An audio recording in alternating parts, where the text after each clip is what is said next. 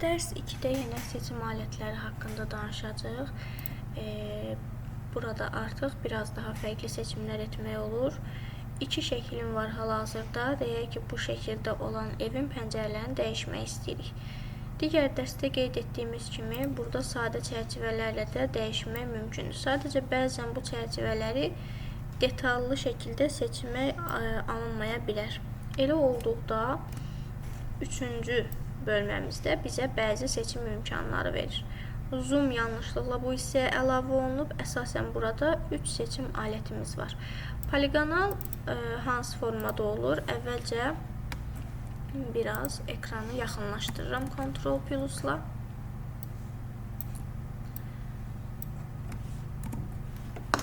Daha sonra ilk aləti sadəcə seçirəm.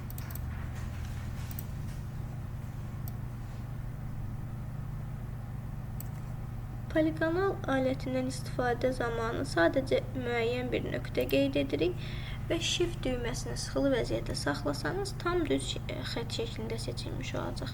Müəyyən hissəyə qədər gəldikdə Shift-i buraxmadan sıçanın sol düyməsinə toxunuram. Eyni qaydada Shift sıxılı vəziyyətdə qalır və yuxarı istiqamətlərdə də seçim edirəm. Başlanğıc və son nöqtəni birləşdirdikdən sonra yenidən daşıma alətini seçirik və qayçı vasitəsilə şəkili bir şəkildən digər şəklin üzərinə yaxınlaşdırırıq. Daha sonra Ctrl+ vasitəsilə yenidən genişləndirmək və həmçinin də şəkilə uyğun şəkildə yerləşdirmək olur pəncərəni. Yuxarı hissədə isə və yaxud da bunu Ctrl+T ilə də edə bilərik. İşarəni aktiv etdikdə şəkili bu formada yerləşdirmək mümkündür. Təsdiqlədikdə və işarəni aktivlikdən çıxartdıqda belə bir görüntü olacaq. Eyni qaydada bunu digər pəncərələr üçün də avtomatik etmək mümkündür. Bu birinci seçim aləti olur. Digər seçim aləti isə biraz daha gözəyarı seçim edir. Yəni tam dəqiq şəkildə seçim etməyəcək. Sıçanın sol düyməsini sadəcə tutub, sürüşdürüb müəyyən bir hissəyə qədər gəlirik. Yenə başlanğıc və son nöqtəni birləşdiririk və daşımaq istədikdə bu zaman belə bir daşıma verir bizə. Bu isə o qədər də dəqiq seçim olmur. Sonuncu seçim isə maqnit tool, maqnit formasında daşıyır. Sadəcə müəyyən bir nöqtəni qeyd edirik və sürüşdürürük. Belə olduqda aşağıya doğru qeyd edəcək. Hər hansı bir hissə istənilməyən olduqda, məsələn, bu hissəyə qədər gəlinibsə, backspace vasitəsilə təkrar ayırmaq mümkündür. Yenidən yuxarıya doğru və digər nöqtəni də birləşdirirəm. Sona doğru nöqtələr birləşməsə, 1-2 dəfə sıçanın sol düyməsinə toxunaraq birləşdirmək olar. Sol nöqtədə biraz səliqəli formada daşınmadı, amma yerləşdirsək yenə də belə bir nəticə ala bilirik.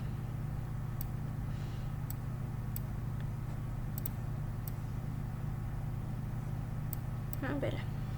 Backspace vasitəsilə bunları silə bilərik və F12 vasitəsilə şəkili tam əvvəlki halında saxlaya bilərik.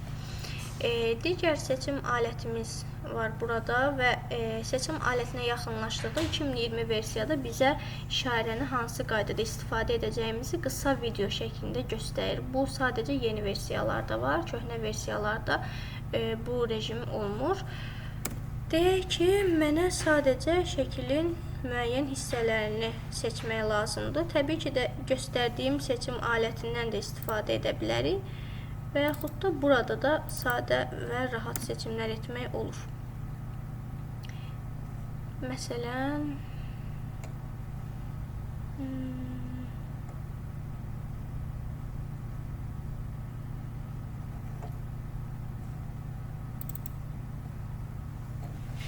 sadəcə bu şəkli seçmək istədikdə seçim alətini aktiv edirik.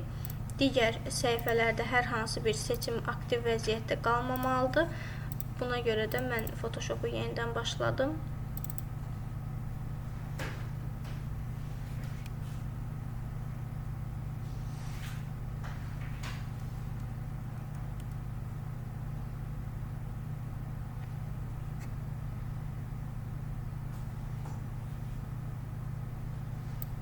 Bundan da istifadə edə bilərik.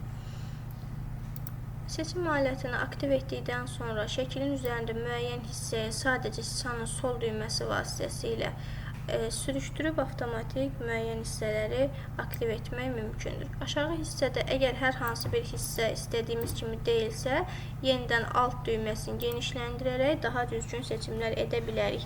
Və yaxud da hər hansı bir hissələr səhvən seçilmiş vəziyyətdədirsə, yuxarı hissədə bizə belə bir əmr də verilir. Bununla isə təkrar həmin hissələri sıfırlamaq mümkündür. Yenidən geniş şəkildə də edə bilərik və yaxud da bu ölçüdə də saxlamaq mümkündür. Əgər dairənin ölçüsü çox böyük və yaxud da kiçik ölçüdədirsə, buradan da ölçünü genişləndirmək və yaxud da kiçiltmək mümkündür. Belə olduqda seçdiyimiz hər hansı bir şəkil daha düzgün və daha rahat şəkildə daşınmış olacaq. Bunun içərisində bir seçim aləti daha var. Digər seçim alətimiz hansı işi görür, onu göstərim. O isə sadəcə eyni rəng tonlarında olan hissəni seçmiş olacaq. Məsələn, mən artıq digərini aktiv edib seçmək istəsəm, diqqət etsəz, tam istədiyim nəticəni almır. Çünki şəklin müəyyən hissələri boz rəngdədir, bəzi hissələri ağ rəngdədir. Belə olduqda isə tam istədiyim seçimi əldə edə bilmirəm. Bu isə sadəcə eyni rəngdə olan şəkillər üzərində nəticə verə bilər. Amma digər şəkillərdə istədiyimiz nəticəni almaya bilərik. Daşıdıqda isə bu formada daşımaq olur. Eyni rəng tonunda olduğu üçün rahat şəkildə seçmək oldu, amma bu şəkildə eyni nəticəni ala bilmirik.